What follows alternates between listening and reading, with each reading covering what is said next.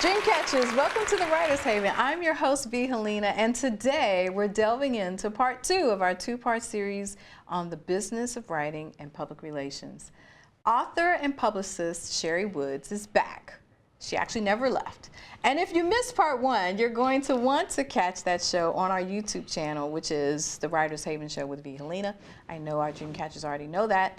Today we're going in a little deeper into the PR world of literature and filmmaking. So with that, I want to welcome back Miss Cherrie Woods. Thank you very much for staying an extended amount of time for us to finish up our discussion.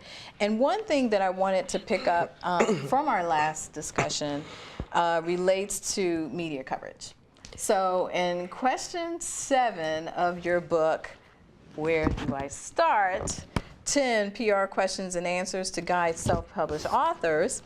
You mentioned that local media coverage is really important, and I just want to find out from you, what are some of the challenges with getting local media coverage? And then tell us what some of the rewards are.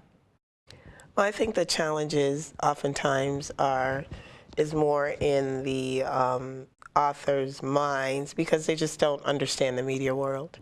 So actually getting local media coverage can be relatively easy to secure, but one of the first things I advise authors to do is, if you want to be on a show, watch the show.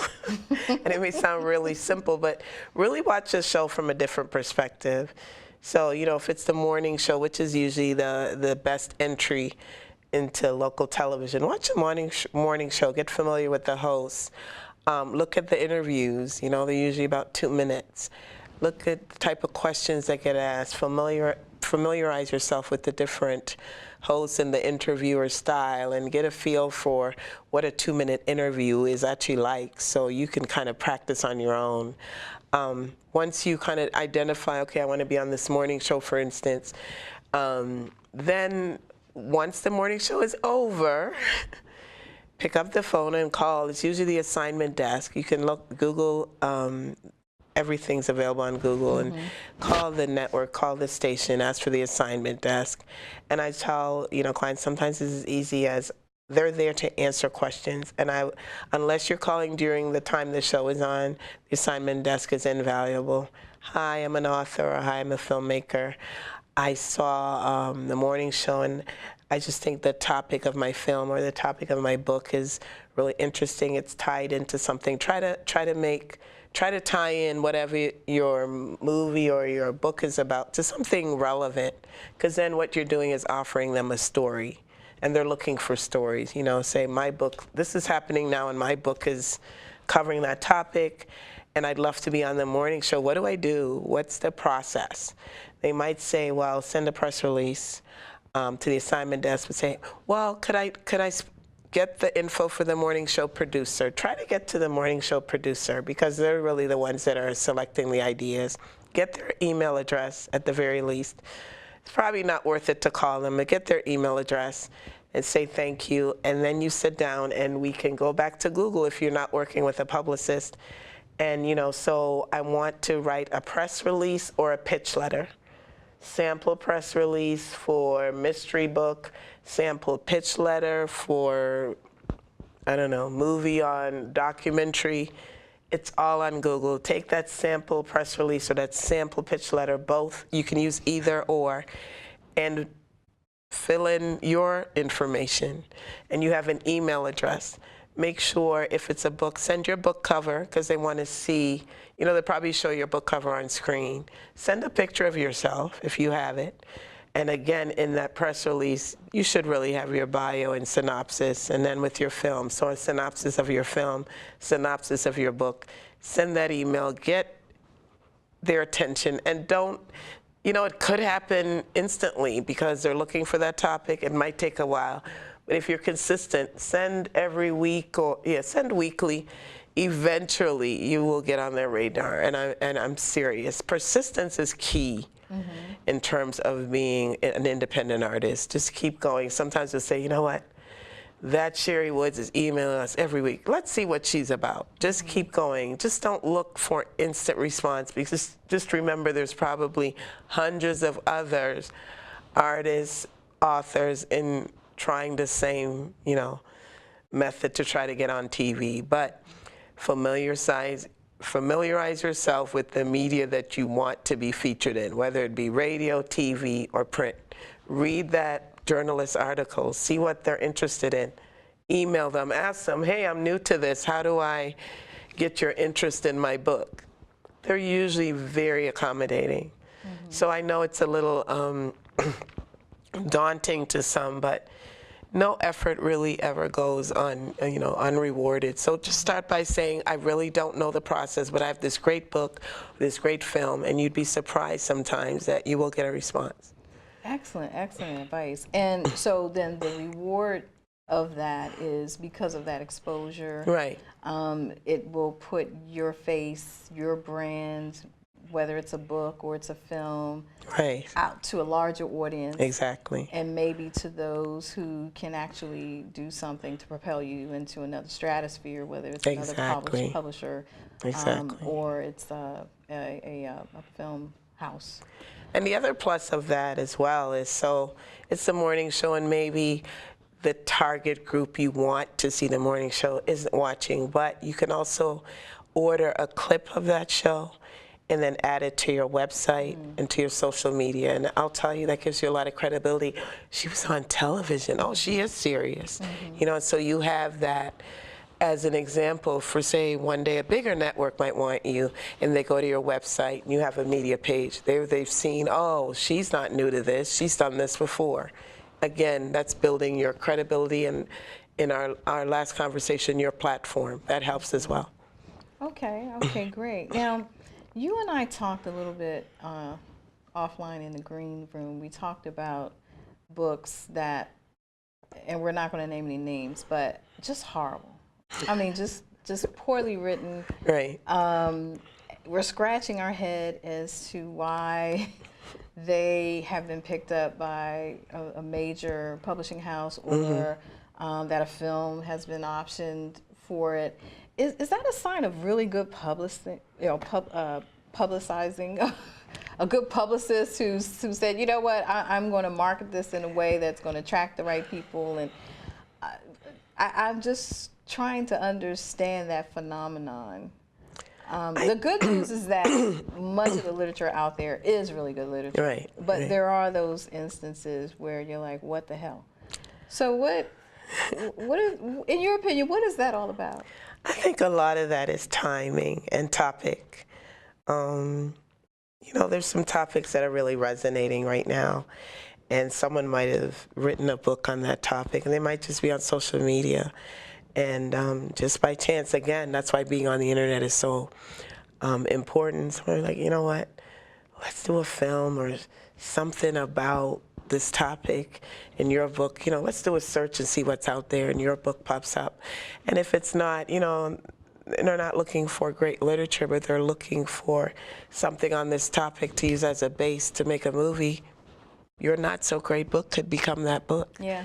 So a lot of things now are timing and what's relevant. And you have those movies. I mean, we have, from the arts movies to chick lit to bad comedies to blockbusters. I mean, not every single movie or production is based on great literature. Some of it is just based on the idea of. And I mean, I don't want to name names either, but there's some very obvious books that have been made into movies in the last few years that I would say are probably not great reading, great literary reading, but they translate really well into film. And perhaps maybe yours could be that book.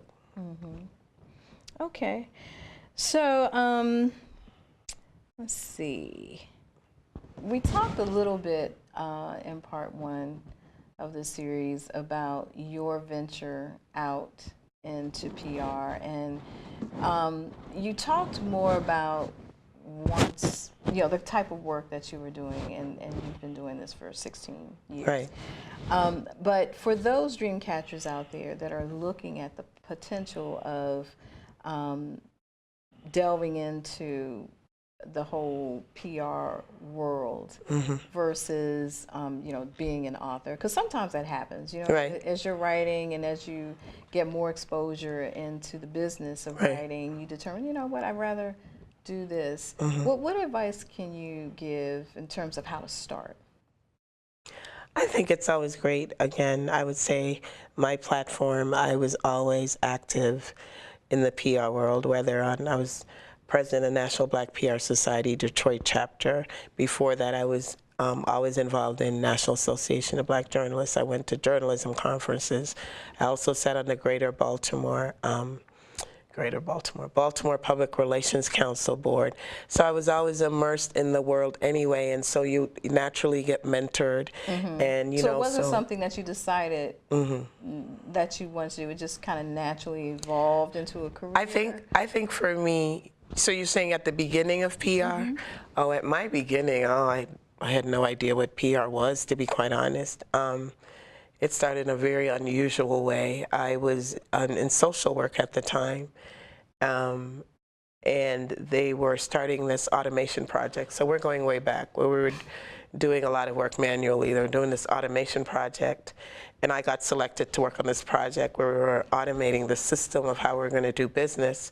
And we had this mass meeting, the project team, and the director of the whole division was talking about, now that we're doing this project, and how are we going to roll it out to all of the area offices?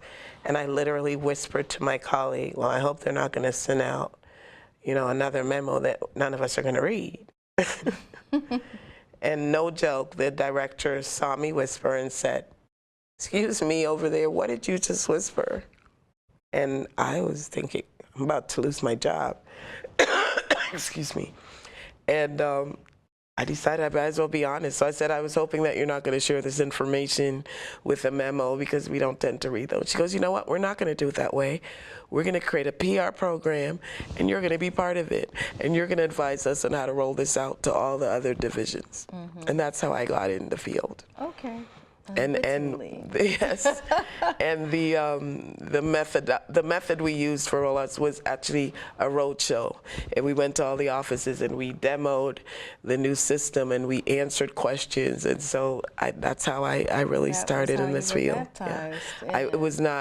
I didn't sit back and say I'm gonna do PR. Okay. And then if you at whatever age decided, I want to make this into a career, then join organizations. Don't go alone, because that networking is so key to your success. Even now, from the days of being with and going to conferences and all those connections I made, they help me now. All the PR people I know, even online on social media, on Facebook, I'm in about 3 private pages for publicists and PR people. And so if you need a connection to celebrities, publicists, you can ask, and people are very generous on those private pages. So there's no need to go it alone. There's lots of networking opportunities offline and online. Join organizations, join journalism organizations, because we need to know journalists. There's no need to go alone. Even if you're shy, then join online groups. Networking now is so easy, so many. I'm on, for instance, on LinkedIn, I'm in a private PR group, and I'm in an authors group. And I learned so much about what's going on in the authors world by the questions that we have back and forth. So there's a lot of those groups on social media. What about Meetup? Have you tried Meetup? I've tried Meetup as well. Meetup was more on the author side. Yes, definitely. I ended up on a call-in talk show answering questions about PR for poets from my Meetup group. And Meetups are great as well. You're a poet as well. Yes, wow. I'm a poet as well. Yes, so. What came first? Definitely the poetry. Okay. I had I'd worked in PR, but I had never thought of being a publicist for individual authors or anything like that. I'm just an avid reader. I'm a poet, but more a dabbler. I would say when I joined Black Writers Guild of Maryland, I had 2 spoken word CDs, and then everyone else had a book, and it became the running joke. But then from going to every meeting, you learn, oh, this is how you self-publish, or this is how you publish. And you feel kind of comfortable. People are giving you advice, so why not try it? So again, there's that group dynamic that gives you an opportunity, to learn and bounce things off other people who've done it. So I say, yeah, just join something, whether it's Meetup, PR group, organizations. There will be other people who are new to it, so you won't be alone. Okay. Yeah. Okay. So let's talk a little bit more about the film side, which I know you haven't really done a lot of film directly, but you've still worked within the entertainment industry and have done things that could definitely transfer over to film. Right. So in that arena of filmmaking, particularly with those filmmakers who, so their film is in the can, and now it's time to promote, and the first thing they're going to think is, well, let's go to the experts of the field of promotion, and there are all these different type of promotion houses and companies.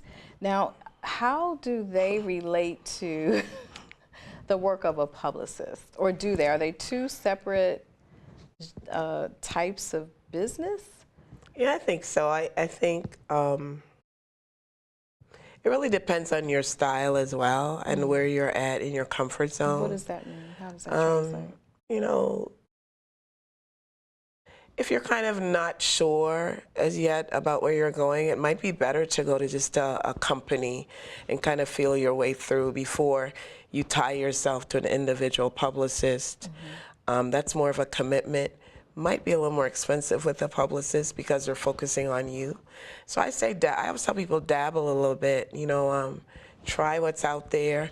But key again is if you're in a film group or you're going to film conferences, word of mouth, you can ask, so what do you think, how should I start?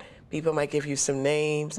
Oh, I tried this doesn't work, try this. Maybe you should start with a publicist, here's some names. Network, research, get information actually before you make any type of, particularly financial commitment. Word of mouth is so valuable. And again, when you're in organizations, people will say, oh, I tried that doesn't work. Or they might have a seminar, how to get your first film picked up. Here are things you may or may not do, or there's books if you're a reader. And now with the internet, I mean, what can you not find out about? You know what I mean? You really can search almost anything. And go to conferences. I've gone to the conference, is it the Black Film Conference in Miami? And I'm not necessarily a filmmaker, but I learned a lot, and I networked, and I got to meet a lot of celebrities. Go to those conferences because they are just like a bedrock of talent and people at all levels in the industry who can give you good direction. So conferences are really, really important. Okay, and also with filmmaking and once you go on that film festival trek, many of the film festivals have their own promotion engine, and they have contests as well. Like that.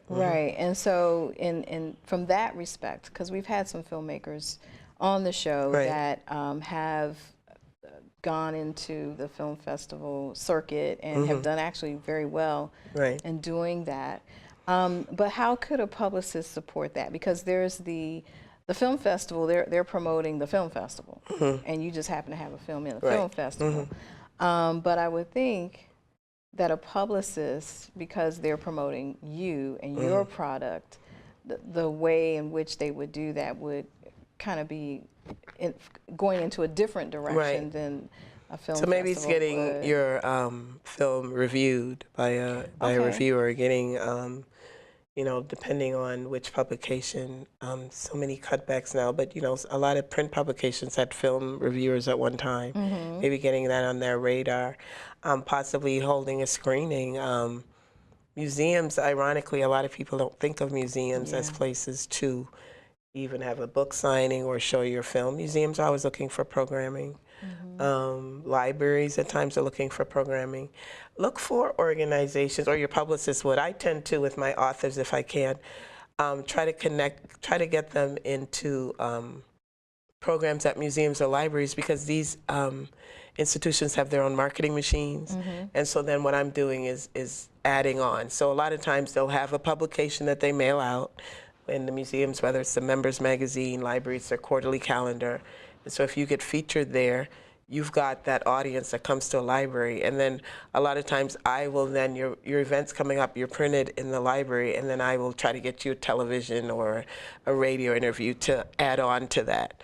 But yeah, particularly if you're new, try to, a lot of institutions have marketing and PR departments, so you're kind of got an advantage right away just being seen at these venues who have a natural audience anyway. So that's something you would encourage? That's something I encourage, and that's something I try to, a signing opportunity or be seen opportunity, I would target those types of organizations to try to get my clients opportunities there. Okay. Yeah. In our last, in part 1 of the series, you talked about the differences between an agent and a publicist. And I think you glossed over, and I want you to be more definitive in how we discuss it now, not only the differences in what an agent will do for you in getting your book published versus a publicist who will ensure that the promotions of your book are at a level that is attributed to how well they pay you to do that. And that's where I'm going with the question is, whereas I think you said that with agents, they get a percentage. Yeah, so if your agent is selling your film, they get a percentage. Okay, so Warner Brothers purchases your film, they might get 10 to 15% of that purchase. So I guess with an agent, that's why it can be a little tougher, because if I'm an agent, I want to represent a client whose product is very likely to sell. Whereas as a publicist, maybe you're not going to be a bestseller. Maybe you're just going to do okay, and it might sustain you part-time a little bit, but I'm still going to do the best I can because you're actually paying me. I'm not taking that product and making sure it sells so I get a percentage. So it's a very different role, I think, in your life. So unless you have that, if you're convinced that book or that film is a bestseller, it's been vetted, a lot of people have seen it, and maybe you just need to go the agent route. But if you're not sure, but you still want your book or your product out there in some respect, and you feel it might need a little more help in getting a platform and getting stronger, then you want to go with the publicist. But if your film or book's been vetted and everyone's saying this is, other people are saying they think this is the way to go, then going the agent route, might be the way to go. Okay. All right, so one of the other things that you mentioned in the last segment was with respect to the online presence. Right. And, of course we know it's important to have an online presence. Right. But what exactly does a publicist do with respect to ensuring your online presence is expanded in a way that will be beneficial to either your film or your book? If you're going to have an online presence, again, it's almost like if you're going to have a book cover, let it be a quality book cover. I think sometimes, particularly authors, get caught up in wanting all these bells and whistles, but I'm like, you're an author and your product is a good book, so you don't need a whole lot of extra. Just get a basic professional site. Website. Make sure there's enough white space. Make sure there's a good headshot, high resolution book cover, your buyer synopsis, media room where you've gotten some media coverage. If you've been out doing events, you can have a photo gallery. I just worked on a website for a poet. And so we put, I did my research and I saw what other poets are doing, particularly poets who have publishers. And I got an idea to actually put one of his poems on the homepage, one of his shorter poems, so people see his writing style right up front and his book cover. And I put one of his best reviews on the homepage. So right away when you go to his website, you see his style of poetry, you see a review, and you see the book cover. So, and that's kind of, I noticed that was the standard on the poetry side. So I think the biggest thing now is everyone wants a preview of everything. There's no no one wants to be surprised anymore. So with your author book, put the chapter in there. People want to know what they're getting now. I mean, I remember Amazon did being that. excited. Yeah. So Amazon did that to us because they Right. started to Yeah, they really did. preview the book, and then you had big name authors. James Patterson, Yes. you can preview the first 10 chapters of his book. Exactly. So it's just things. Follow the trend again. Follow the trend. Because the more you follow the trend of published authors, the less people think about you being self-published. You know what I mean? So yeah, if you're not, this site is like kind of that. out of that. That's why I say imitate, don't duplicate. Yeah. Social media. Yes. Yes. Social media. So And what that's, about? I'll be honest, a lot of my client demo ranges from late 20s to 80. And so as you get a little senior in your years, a lot of people didn't grow up with social media or the internet. And so when you're talking about someone over 60 years old, some people, now if someone over 60 is into it, they're into it. But a lot of times they're not into it at all. But I say you need to be on there in some capacity. And Facebook really is kind of the go-to now. And I say, the key is consistency and consistency. So I would say if you're going to choose one, choose Facebook and post 3 times a week. But if you're going to be Facebook, Twitter, Pinterest, and you're not posting on any, it's almost ineffective. Yeah. So choose one and I said try to be on there 3 times a week at the minimum. And then your website is online as well. Right, right. And then there are tools available like Hootsuite and others that you can just put in one message and it'll go to 5, 10 different media outlets to kind of help those. But that's also driven by who's your readership. So I mean, if your readership, if the demo you're in, if your readers are later, more senior, 60 plus, and your Facebook, you're fine. Yeah. They're not tweeting or using Twitter as a rule. So, again, that's key again in doing the research. Who are your readers? If they're mostly millennials, you need to be on everything. You might even want to consider starting a blog. But if it's people with a little older demographic, you can do Facebook and maybe just LinkedIn if it's a business book. Yeah. So don't, it's true. So many people, oh my God, I have to be on everything. But you really don't. Just whatever you're on, be consistent. Dreamcatchers, I hope you enjoyed our 2-part series on the business of writing from a PR perspective. If you missed part 1 of this show or any of our shows, you can catch up on our YouTube channel at The Writer's Haven Show with V. Helena. And just become a subscriber and you'll never miss a show. So go to it, do that. How about that? Next week, DM Cuffey will be in the Haven to discuss her 3 Ps, passion, process, and projects. And then we'll start a new season with New York Times bestselling author Connie Briscoe. You don't want to miss out on these episodes. So I'll see you next time in the Haven, and until then, catch fire on purpose.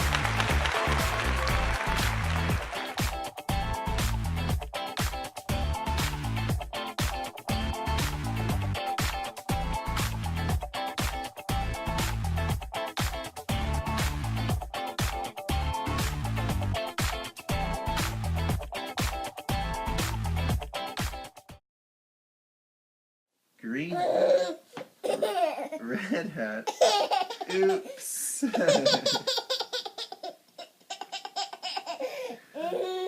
Red shirt, blue shirt, yellow shirt, oops. Yellow pants, red pants, green pants, oops.